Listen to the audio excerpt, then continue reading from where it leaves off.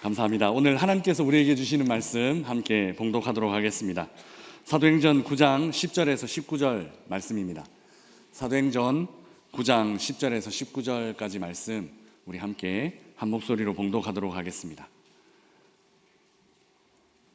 사도행전 9장 10절에서 19절까지 말씀 우리 함께 봉독하겠습니다. 이것은 하나님의 말씀입니다. 그때에 다메섹에 아나니아라 하는 제자가 있더니 주께서 환상 중에 불러 이르시되 아나니아야 하시거늘 대답하되 주여 내가 여기 있나이다 하니 주께서 이르시되 일어나 집 가라 하는 거리로 가서 유다의 집에서 다소 사람 사울이라 하는 사람을 찾으라. 그가 기도하는 중이니라. 그가 아나니아라 하는 사람이 들어와서 자기에게 안수하여 다시 보게 하는 것을 보았느니라 하시거늘 아나니아가 대답하되 주여 이 사람에 대하여 내가 여러 사람에게 듣사온즉 그가 예루살렘에서 주의 성도에게 적지 않은 해를 끼쳤다 하더니 여기서도 주의 이름을 부르는 모든 사람을 결박할 권한을 대제사장에게서 받았나이다 하거늘 주께서 이르시되 가라. 이 사람은 내 이름을 이방인과 임금들과 이스라엘 자손들에게 전하기 위하여 택한 나의 그릇이라. 그가 내 이름을 위하여 얼마나 고난을 받아야 할 것을 내가 그에게 보이리라 하시니 아나니아가 떠나 그 집에 들어가서 그에게 안수하여 이르되 형제 사울아 주 곧 내가 오는 길에서 나타나셨던 예수께서 나를 보내어 너로 다시 보게 하시고 성령으로 충만하게 하신다 하니 즉시 사울의 눈에서 비늘 같은 것이 벗어져 다시 보게 된지라. 일어나 세례를 받고 음식을 먹음에 강건하여지니라. 사울이 다메섹에 있는 제자들과 함께 며칠 있을새. 아멘. 날씨가 갑자기 많이 추워졌습니다. 폭염 얘기하던 게 엊그제 일 같은데 이제는 또 추위가 몰려왔습니다. 건강 유의하시고 또 이 계절 하나님의 말씀 더 깊이 묵상하는 묵상의 계절 보내시기를 축복합니다. 우리 사회를 어렵게 만드는 것 중에 편견과 선입견이 있습니다. 사실 이 둘은 엄밀히 다른 의미를 갖고 있습니다. 하지만 거의 비슷하게 그리고 거의 동시에 작용합니다. 선입견을 가진 대부분의 사람들은 편견을 갖게 되고 또 그 편견이 또 선입견이 되어서 사람들의 생각을 좌지우지하게 만들기 때문입니다. 예전에 한 단체에서 길거리에 나가 설문조사를 했습니다. 저렇게 세 사람의 사진을 붙여두고 가장 피아니스트가 아닐 것 같은 사람에게 스티커를 붙이라 이렇게 질문을 한 적이 있습니다. 첫 번째 사진은 신체 장애로 두 팔을 잃은 사람, 두 팔이 없는 사람이었고 두 번째는 드레스를 입은 예쁜 여성이었습니다. 그리고 세 번째 양복을 입은 멋진 남성. 가장 피아니스트가 아닐 것 같은 사람은 누구일까요? 여러분들 결정하셨습니까? 네, 어렵습니까? 당시에 누구에게 가장 스티커가 많이 붙었을까요? 당연히 1번일 겁니다. 1번에 가장 많은 스티커가 붙었습니다. 왜냐하면 1번 남자는 팔을 잃어버린 사람이었기 때문입니다. 사람들은 팔이 없으면 피아노를 칠 수 없을 것이다 그렇게 생각합니다. 그리고 이것을 선입견 혹은 편견이라고 생각하는 사람은 거의 없습니다. 과연 그럴까요? 이제 영상을 한번 보시겠습니다.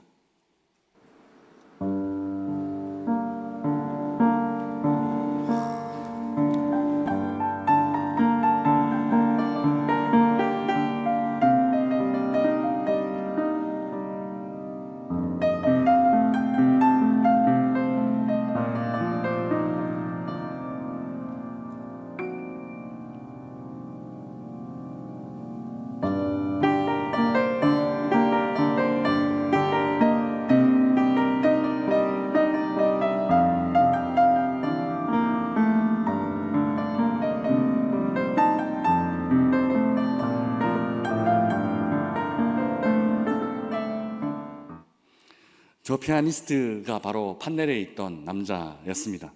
류웨이라는 중국 사람인데요. 약 10여 년 전에 한국의 한 TV 프로그램에 출연한 적이 있습니다. 어릴 때 그는 전기에 감전되는 사고를 겪었고 그때 두 팔을 잃었다고 합니다. 그는 장애인 수영 선수가 되겠다, 그래서 세계 올림픽에 나가서 금메달을 따겠다라고 연습을 하곤 했는데요. 중국에서는 순위 안에 들었지만 또 수영을 하다가 몸에 어떤 부작용이 일어나는 바람에 수영도 포기하게 되었다고 합니다. 그리고 이제 음악의 길로 들어서는데 바로 저 피아노 연주로 중국의 한 오디션 프로그램에서 1등을 하게 됩니다. 이처럼 대부분의 사람들은 선입견 혹은 편견이라는 것을 갖고 살아갑니다. 팔이 없는 사람은 피아노를 칠 수 없다라는 것이 그저 합리적인 생각이라고 여깁니다. 그러나 이 중국인은 그 말에 동의하지 않습니다. 팔이 없다고 해서 피아노를 칠 수 없다라는 생각은 거저 편견일 뿐이다 라고 말합니다. 그리고 그는 삶으로 이를 증명해 보였습니다. 오늘 본문은 이 선입견과 편견에 대한 내용입니다. 오늘 본문의 주인공은 아나니아입니다. 아나니아라는 사람은 어떤 사람인지 잘 알려져 있지 않습니다. 왜냐하면 성경 전체에서 아나니아는 오직 이 본문, 오늘 이 본문에만 등장하고 있기 때문입니다. 그런데 그는 교회사 전체 교회사로 봤을 때 굉장히 중요한 역할을 합니다. 왜냐하면 사도 바울을 교회 안으로 들어올 수 있도록 도와준 사람이기 때문에 그렇습니다. 바울을 공동체 안으로 받아들이는 일, 그러나 그 일은 그렇게 쉬운 일은 아니었습니다. 왜냐하면 바울은 당시에 사울이라는 이름으로 불리면서 기독교인들을 박해하는 아주 악명 높은 사람이었기 때문입니다. 사실 아나니아도 선뜻 사울을 도우려 하지는 않았습니다. 그래서 하나님은 꽤 강력한 방식으로 아나니아를 설득하셨습니다. 오늘 본문 10절, 11절 말씀 우리 함께 읽어보도록 하겠습니다. 10절, 11절 말씀입니다.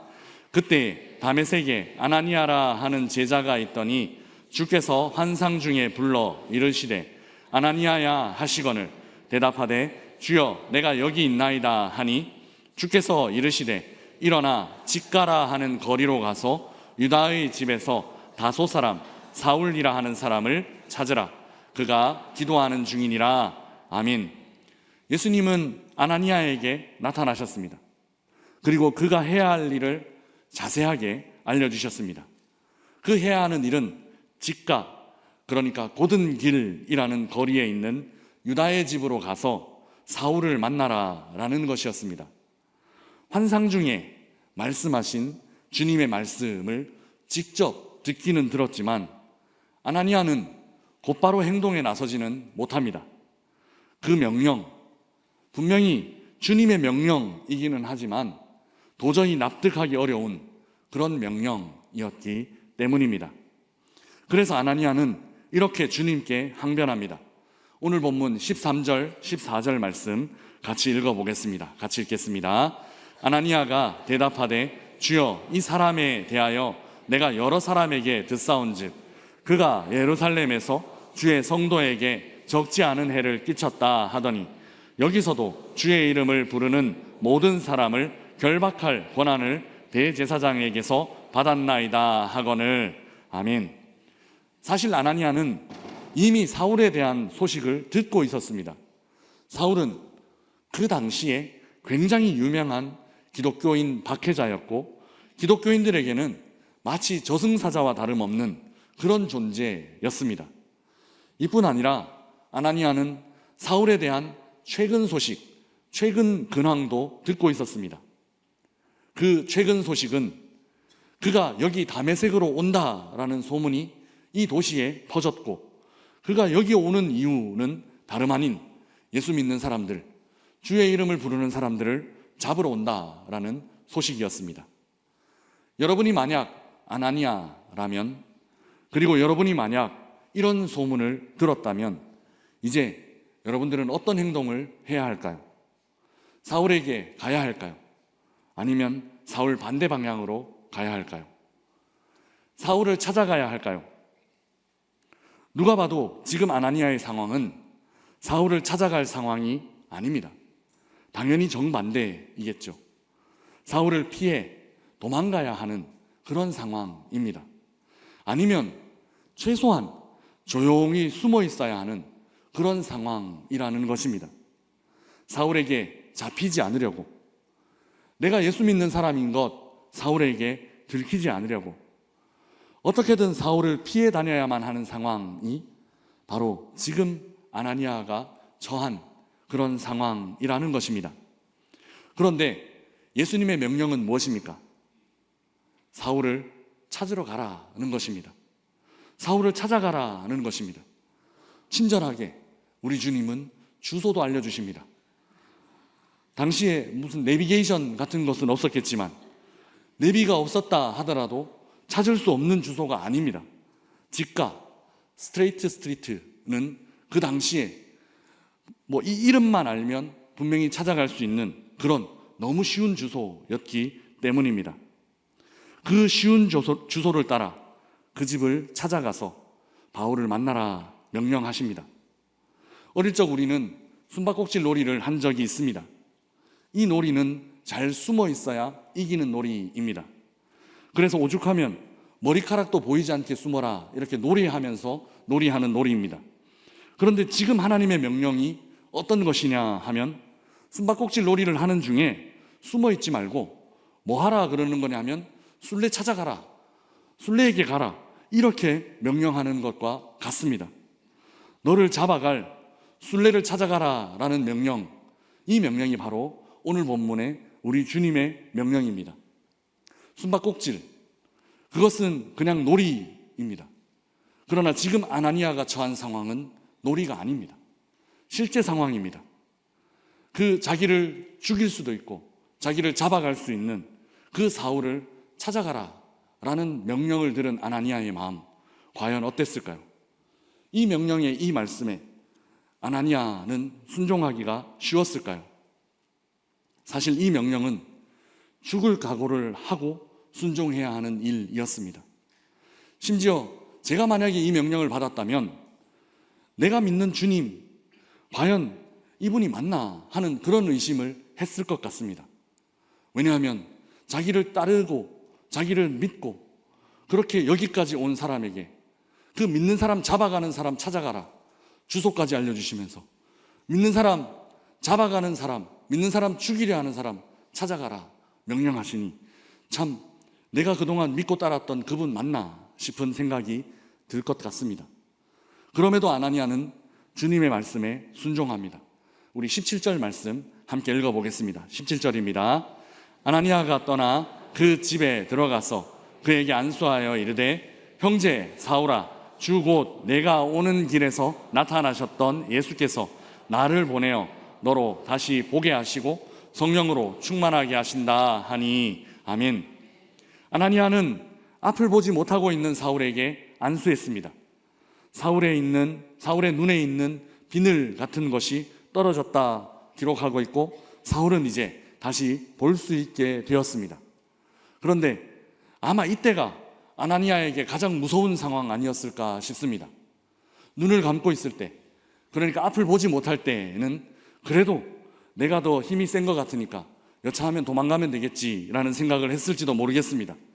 그런데 이제 눈을 뜨게 되었고 앞을 볼 수 있게 되었으니 사람이 화장실 들어갈 때랑 화장실 나올 때랑 다르다고, 마음이 다르다고 갑자기 돌변할 수도 있는 그런 상황이었을 것입니다. 여기 있는 예수쟁이들 다 잡아라 이렇게 외치면 어떡할까 하는 마음이 아나니아에게 들지 않았을까, 이 본문을 묵상하면서 혼자 생각해 보았습니다. 그런데 다행히 그런 일은 일어나지 않았습니다. 아마 아나니아가 보기에도 사울은 뭔가 다른 사람이 되어 있었고, 그리고 그 다른 사람이 되었음을 확인하고 난 이후에 이제 둘이서 그동안의 일을 이야기 나누었을 것입니다. 왜 이렇게 앞이 보이지 않게 되었는지, 또 왜 갑자기 눈을 뜰 수 없게 되었는지 사울의 간증 시간이 이어졌을 것입니다. 사울은 원래 예수 믿는 사람에 대한 선입견과 편견이 가득한 사람이었습니다. 오늘 본문 바로 앞에 있는 1절, 2절 말씀, 사도행전 9장 1절, 2절 말씀 우리 함께 읽어보도록 하겠습니다. 사울이 주의 제자들에 대하여 여전히 위협과 살기가 등등하여 대제사장에게 가서 다메섹 여러 회당에 가져갈 공문을 청하니, 이는 만일 그 도를 따르는 사람을 만나면 남녀를 막론하고 결박하여 예루살렘으로 잡아오려 함이라. 아민. 사울은 예수를 따르는 사람이 하나님을 모독한다 여겼습니다. 그리고 목숨처럼 지켜야 할 율법을 범했다라고 그렇게 정죄했습니다. 그래서 굉장히 큰 열심을 내어 이들을 제거하려고 했습니다. 그가 어느 정도 열심을 내었는가 하면, 예수 믿는 사람들이 있는 곳이라면 어디든지 찾아가서, 산을 넘고 물을 건너 찾아가서 남녀를 막론하고 예루살렘으로 잡아오는 이런 일을 하고 있었습니다. 사울은 국경을 넘었고 관할을 넘었고 자기의 영역을 넘어서 얼마나 멀든지 상관없이 이 일을 사명이라 생각하고 하고 있었습니다. 예전에 어떤 분이 교통사고가 난 이야기를 들은 적이 있습니다. 차를 몰고 가다가 왕복 4차선 정도 되는 길에서 사고가 났답니다. 다행히 사고가 난 지점 바로 건너편에 파출소가 있었다고 합니다. 그래서 길을 건너 뛰어가서 사고 접수를 하려고 했답니다. 그런데 그 파출소 직원이 접수를 안 해주더랍니다. 왜냐하면 사고가 난 지점이 자기 관할이 아니라는 것입니다. 무슨 말이냐 따져 물었답니다.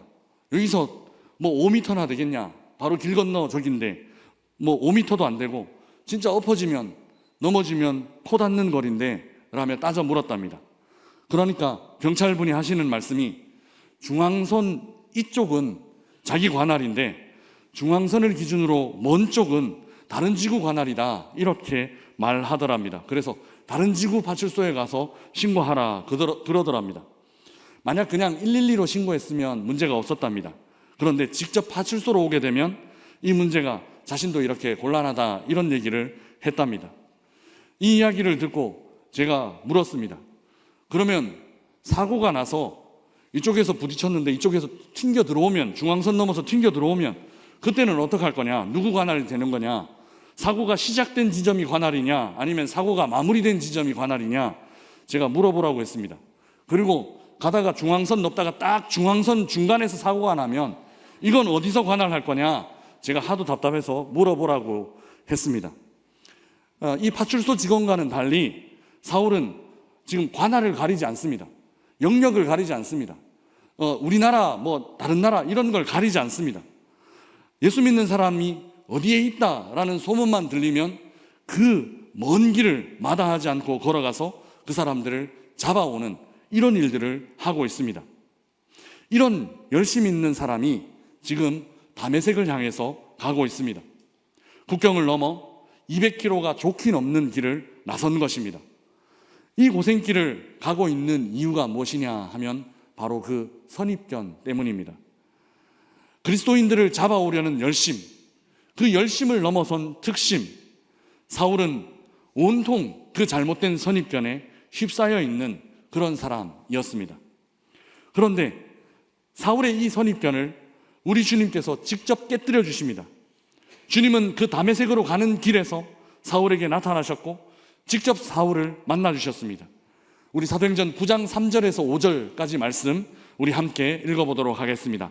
같이 읽겠습니다. 사울이 길을 가다가 다메섹에 가까이 이르더니 호련히 하늘로부터 빛이 그를 둘러 비추는지라. 땅에 엎드러져 들음에 소리가 있어 이르시되 사울아 사울아 내가 어찌하여 나를 박해하느냐 하시거늘 대답하되 주여 누구시니이까? 이르시되 나는 내가 박해하는 예수라. 아멘. 예수께서 직접 사울에게 나타나셨습니다.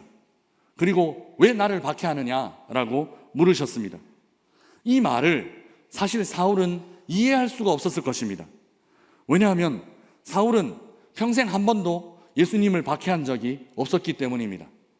그는 예수님의 추종자들을 박해한 적, 그리고 예수님을 믿는 교회를 박해한 적은 있지만 예수님을 박해한 적은 없었기 때문입니다. 그 자신을 따르는 사람들과 자신을 동일시하는 그 예수님의 말씀이 굉장히 특이하게 들려왔을 것입니다. 그리고 자기가 하고 있는 이 일은 이렇게 야단 맞을 일, 이렇게 꾸지람 들을 일 아니라고 생각했을 것입니다. 그는 지금까지 이 일을 하면서 하나님께서 이 일 칭찬하실 거다라고 철석같이 믿으며 이 일을 하고 있었습니다. 그래서 예수님께서 나타나셔서 왜 나를 박해하느냐라고 하신 말씀이 굉장히 특이하게 들렸을 것입니다. 예수님이라는 분이 그 빛 가운데 나타나셔서 빛이 비쳤지만 아무것도 볼 수 없는 상황을 만드셨고, 그래서 두렵고 무서운 중에 예수님이 말씀하시는 음성들을 들었습니다. 순식간에 빛으로 나를 둘러싸실 수 있는 분, 순식간에 빛으로 암흑을 만드실 수 있는 분, 이분이 자신을 왜 나를 박해하고 있느냐라고 말했다라고 생각하니 아찔한 생각도 들었을 것입니다. 우리 주님은 바울의 편견과 바울의 선입견을 제거하시기 위해 지금까지 단 한 번도 본 적이 없는 빛으로 나타나 보여주셨습니다. 그리고 이제 아나니아를 통해 사울이 교회 안으로 들어올 수 있도록 길을 열어주십니다. 그런데 여기서 우리는 질문을 하나 하게 됩니다. 사실 이 질문은 아무도 하지 않는 질문이지만 저는 꼭 이런 데서 질문을 한다라는 것을 우리 성도님들은 너무 잘 알고 계실 것입니다. 여러분이 이런 데서 꼭 질문하는 이런 약간 고약한 사람을 담임으로 뽑으셨습니다. 그래서 질문을 드리겠습니다. 질문은 단순합니다. 아나니아가 꼭 필요했을까라는 것이 제가 이 본문을 묵상하면서 던지는 질문입니다. 왜 아나니아가 필요했을까? 성경 다른 데 나타나지도 않고 여기 한 부분 등장하고 사라지는 인물인데 왜 아나니아는 굳이 여기에 등장해야만 했을까 하는 것이 제 질문입니다. 예수님은 사실 다메섹 도상에서 직접 사울을 만나셨습니다. 그리고 직접 사울에게 말씀도 건네셨습니다. 눈에 보이는 눈을 덮고 있는 그 비늘 같은 것 그냥 예수님이 직접 벗겨내면 되실 일입니다. 앞을 보지 못하는 사울 직접 치유해 주시면 될 일입니다. 그리고 직접 말씀하시듯이 그 사울을 부르신 이유에 대해서 직접 말씀하시면 내가 너를 유대인들과 이방인들과 왕들, 임금들 위해서 너를 택하였다라는 말씀 그냥 직접 전하시면 될 일이었습니다. 성령 충만하게 하시는 일, 예수님이 더 잘하시는 일입니다. 직접 그 사울을 성령 충만하게 하시면 아마 더 잘 되었을 것입니다. 굳이 아나니아가 여기 와야 할 이유가 없습니다. 굳이 누군가가 와서 안수를 꼭 해야 할 필요도 없습니다. 직접 다 만나셨습니다. 그리고 직접 다 이야기할 수 있다라는 말입니다. 그런데 우리 주님은 아나니아를 부르십니다. 그리고 그 주님의 사역에, 그 사역의 현장에 아나니아를 동참시키십니다. 왜일까요? 왜 이렇게 하신 것일까요? 왜냐하면 아나니아가 깨뜨려야 하는 선입견, 아나니아가 깨뜨려야 하는 편견이 있기 때문입니다. 우리는 사울만 편견을 가진 사람이다 생각합니다. 그런데 우리 주님은 아나니아도 편견을 가지고 있다라고 말씀하십니다. 그래서 오늘 본문에는 아나니아도 부르시는 것입니다. 사울과 같은 사람은 변화될 수 없어 라는 편견, 사울과 같은 악독한 사람은 하나님의 복음을 전하는 사명자, 사역자가 될 수 없어 라는 편견을 아나니아가 갖고 있었다라는 것이죠. 우리는 생각합니다. 변할 수 있는 사람이 있고 변할 수 없는 사람이 있다라고 생각합니다. 사울과 같은 사람, 이런 사람은 절대로 변할 수 없는 사람이다 라고 우리는 생각합니다. 그런데 주님은 말씀하십니다. 변할 수 없는 사람은 없다 라고 말씀하십니다. 사울과 같은 사람, 이런 사람이야말로 변해야 하는 사람이다 라고 말씀하십니다.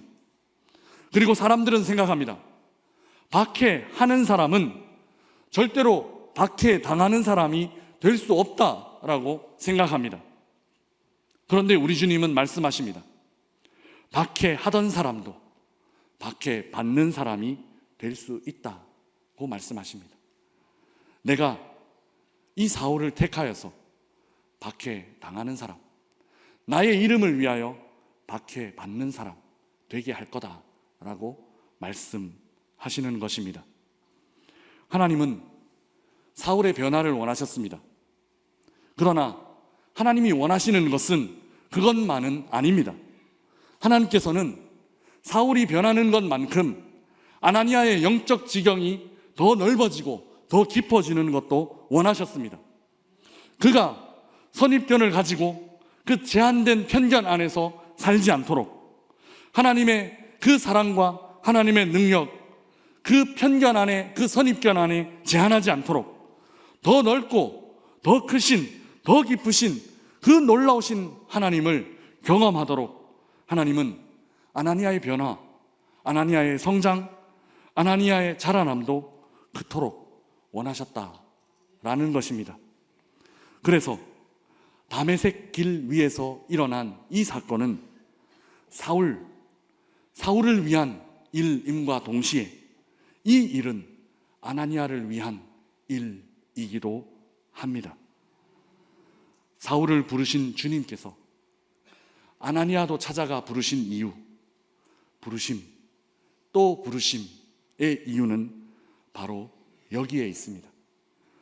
사랑하는 명산의 가족 여러분, 우리도 때로 지독한 편견에 갇혀 살곤 합니다.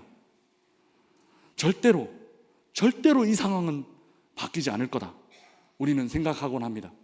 그리고 어떤 경우 절대로 저 사람은 변화되지 않을 거다, 그렇게 생각하기도 합니다. 그러나 여러분, 우리 주님께는 능치 못하심이 없습니다. 사울을 변화시키신 주님께서 우리들의 상황도 변화시켜 주실 줄 믿습니다. 박해하는 자가 박해받는 자가 되게 하신 주님께서 절대로 변하지 않을 것 같은 그 사람을 변화시켜 주실 줄 믿습니다. 뿐만 아니라 이 변화를 통해서 우리도 함께 자라나게 될 것입니다. 이 변화를 통해서 우리도 함께 변화되게 될 것입니다. 여전히 우리가 제안하고 있던 하나님에 대한 생각, 여전히 우리도 제안하며 살아가고 있던 우리 하나님에 대한 마음, 하나님께서 원하시는 그 분량만큼 커지고 또 넓어지고 또 깊어지게 될 것입니다. 사랑하는 여러분, 이를 위해 주님은 지금도 우리를 부르고 계십니다. 사울에게 가지 않을래? 말씀하시고, 나의 사역, 이 사역에 함께 동참하지 않을래? 말씀하고 계십니다. 그리고 우리 주님은 기대하십니다. 사울이 변화되는 동안 함께 변화될 우리 자신을 기대하고 계십니다. 그리고 주의 사역에 동력하며 함께 성장하고 성숙하고 또 자라나게 될 우리 자신을 우리 주님은 기대하고 계십니다. 이제 시작하는 한 주간 우리 주님의 음성에 응답하심으로 우리의 편견과 선입견을 뛰어넘어 역사하시는 주님과 동행하는 한 주간 되시기를 주님의 이름으로 축복합니다. 사울뿐만 아니라 아나니아도 변화되길 기대하시는 그 하나님의 기대에 합당하게 우리도 더 성숙하고 더 성장하는 한 주간이 되시기를 주님의 이름으로 축복합니다. 우리 주신 말씀 생각하며 함께 찬양하겠습니다. 오직 주의 사랑에 매여 찬양, 우리 가사를 생각하며 함께 고백하겠습니다.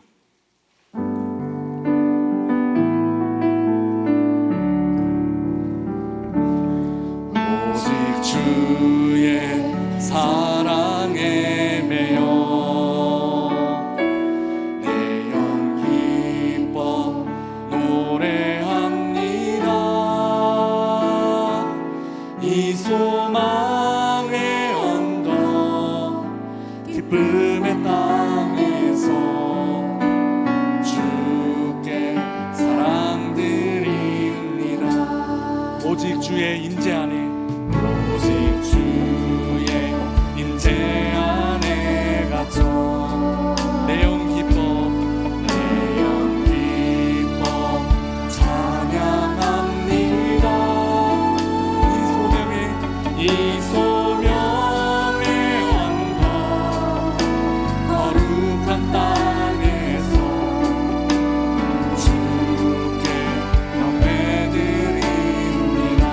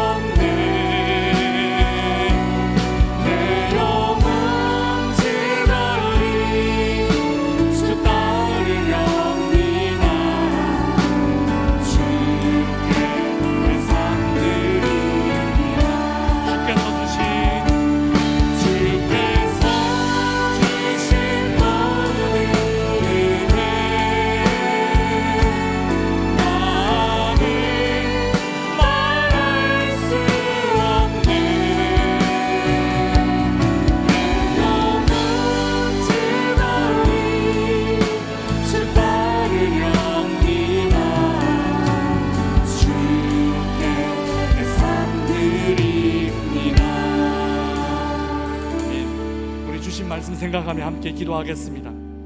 우리가 가진 선입견은 어떤 것인지 함께 돌아보겠습니다. 절대로 바뀌지 않을 것 같은 상황, 또 절대로 바뀌지 않을 것 같은 사람, 이 세상에 그런 것은 없습니다. 왜냐하면 우리 주님께서는 능치 못하신 일이 없기 때문입니다. 우리 주님께 모든 것 맡기고 그 상황도 바꿔주시고 나도 바꿔주시고 그 사람도 바꿔주시고 나도 바꿔주시옵소서. 우리 이 시간 함께 기도하며 나아가겠습니다. 기도하겠습니다.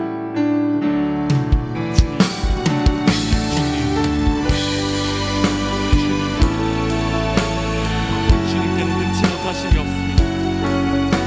단지 우리가 편견이나 선입견에 맞춰서 하나님을 제대로 바라보지 못할 뿐이지 주님의 눈을 피하시고 우리 눈을 덮고 있는 편견, 우리 눈을 덮고 있는 선입견을 걷어내주시고 주께는 능치 못함이 없습니다. 고백하고 변화될 것 같지 않은 상황, 변화될 것 같지 않은 사람들 앞에 주님을 맡겨드리고 주님을 의지하고 나아가게 하여 주시옵소서. 주님께 맡기면 그 상황도 바뀌고 나도 바꾸어 주시고 그 사람도 바뀌고 나도 바뀌는 역사들을 경험하게 하여 주옵소서. 사랑의 하나님, 사울뿐만 아니라 아나니아를 향한 마음도 이 아침 깨닫게 해주셔서 감사합니다. 절대로 바뀌지 않을 것 같은 상황, 절대로 변화되지 않을 것 같은 사람들이지만 우리 주님께는 능치 못하심이 없으십니다. 사울을 변화시켜 선교사 되게 하시고 박해하던 사람을 변화시켜 박해당하는 사람, 순교자 되게 하심 믿고 우리 명선의 교우들의 삶도 주님 원하시는 방향으로 온전히 바뀌고 변화되게 하여 주옵소서. 감사합니다. 이 모든 말씀을 우리 주님 예수 그리스도의 이름으로 기도드리옵나이다. 아멘.